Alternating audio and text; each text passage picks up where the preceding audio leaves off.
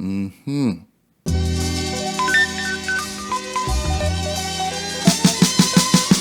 This recipe is my spin on a Sichuan eggplant recipe. I mean, it's something that I would love to make at home, but in this instance, I decided to put a little spin on it and use Scotch Bonnet Pepper. So basically all we're doing is switching out the type of pepper used. For this recipe, we'll need 2 medium-sized eggplant or 2 medium-sized baigan that we cut up into like 1-inch pieces, 1 inch by 2-inch pieces, 2 tablespoons of minced ginger, 6 cloves of garlic minced, a bundle of chive.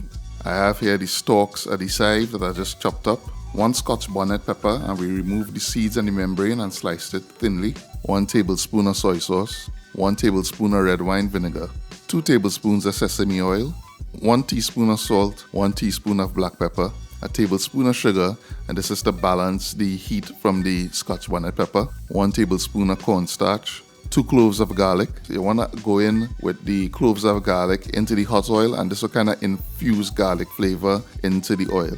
You could, go a little extra, and if you want, you could cut a piece of ginger, throw it in the oil too, get real fancy and throw 2 or 3 star anise in the oil too, and that could give you extra flavor.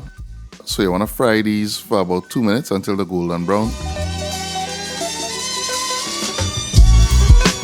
And then put them to drain on some paper towels. You want to mix the cornstarch in about 1/3 of a cup of water and dissolve it and set that aside to use later. So you want to heat up your sesame oil in your wok or your frying pan. You add in the stalks of the chive, add the pepper, add the ginger, add the garlic and the eggplant, and you want to saute this for about 2 minutes. Add in the red wine vinegar, soy sauce. You want to add your soy sauce. You want to add in your chive. You want to go in with your teaspoon of salt and black pepper.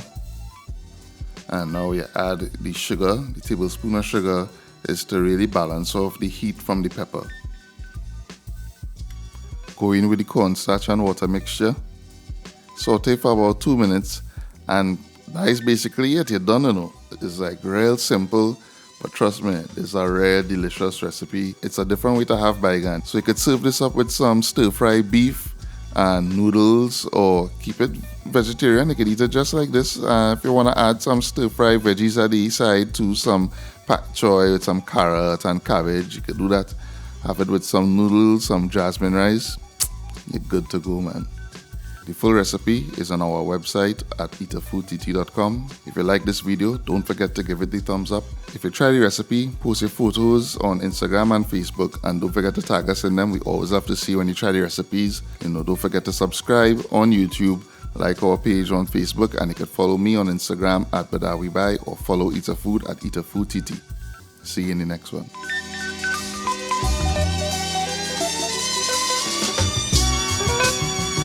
Mmhmm.